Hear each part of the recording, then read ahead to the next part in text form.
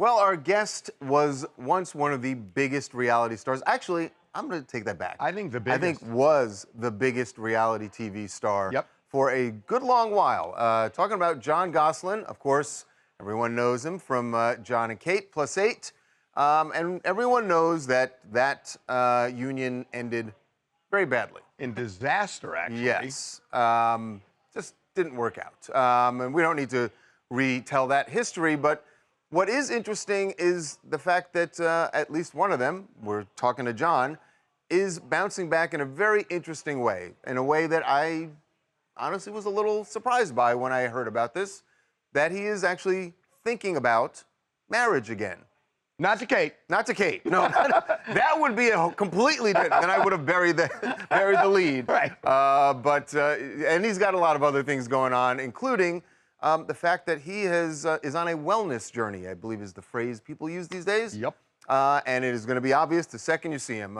John Gosselin, welcome to TMZ Live. I guess I could say welcome back. It's just been a long time. Long time, 14 years since I talked to you guys last. Wow. Okay, so we're going to rewind real quick and say those 14 years ago, you were in the throes of a reality show, which really ended badly in just terms of your marriage. You've said that reality TV kind of ruined your life at the time, but the divorce was pretty much as acrimonious as it gets. There were all sorts of conflicts. Why are you taking a second bite of the apple? Well, I dated other people for, let's see, I got divorced in 2009. It's currently, 15 years I was dating, and I met Steph, and I didn't think love could be so easy. I always was struggling with relationships, ups and downs, being famous, not famous, and trying to live a public life and a private life. But with Steph, it's just super easy. She's an amazing mother to my adult children now. We have a house together, everything, we get along, we're like best friends. And, I have to move on with my life, and I want to get married and do the best I can and have a great life together. Fair enough. Good for you, man. Can we talk about this wellness journey? Because I got to say, you look great and radically different. What'd you do? I did this therapy called CellSound. It's in LA. And what it does is it opens lymphatic drainage in your abdomen. It opens up your vascular system. And it also tightens your skin. So the first time I ever did it was in Sundance last year. They had a pop-up event. They're like, take your shirt off. I'm like, it's 30 degrees out, dude. You want me to take my shirt off? And all these women were standing around. I was like super shy, and I did it anyway. They did before and after pictures, and after the procedure, which is totally non-invasive, totally non-painful. I actually fell asleep on the table. It evaporated my visceral fat. Just that one treatment, I lost about 2.54 centimeters or 1 inch. On the spot? On the spot. What? Wow. So that's working, but there's got to be more you're doing. If you've lost more than 50 pounds. Yeah. Whole regimen.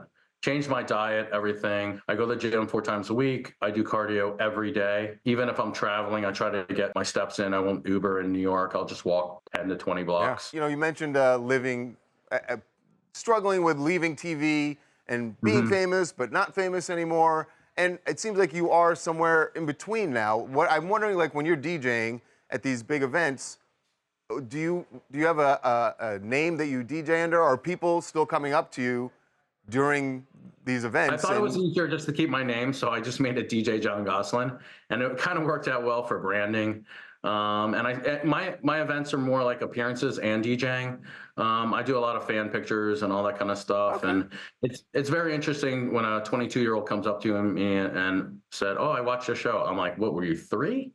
So I guess I'm rerunning somewhere. And I really worked hard in keeping my private life. I haven't talked to you guys in a while, and keeping up with my branding with my public life by using my Instagram and social media. And you have to remember, back in the day, social media, I had to do AP Newswires and all sorts of weird stuff that no one would even understand today. You just said that you're trying to keep your private life private. It's really interesting because, like you said, the divorce, I think, was 2009. It was a long time ago. It's 15 years ago. And there were unresolved issues, clearly, in terms of just your portrayal publicly. But you just started a podcast to kind of tell your story. So my understanding is you want to. So you actually want to, close the book on this thing by kind of telling your story. So, after divorce, TLC gagged me for 10 years, and that's pretty much why I haven't talked to anyone like openly about too many things. You got gagged for 10 years? Yeah, 10 years. Wow. Woo! Well, I could have talked, but Yeah, there's a risk. I could get a fine too. Right. Yeah, and I feel like during that time when we last talked, like 2009, 2010, there was just a lot of missing pieces because I couldn't say a lot of things. So maybe those things will pop up in my podcast and be like, hey, let's go back to like 2010 and discuss like what was going on. And there's two sides to every. I never got to tell my side. It was always the narrative of TLC, their PR, what they wanted to put in the press, and what you guys fed off of too. And, I just had to kind of swallow that. And I just try to be as honest as possible to y'all and myself and my family. Well, look, congratulations on a lot. It's like, I mean, it honestly feels like you made it through to the other side. People always say, like, it feels like you're never going to get through it, but you get through it, and it looks like you have. And we think that's awesome. We wish you the best. Yeah. Thank you so much. Congratulations.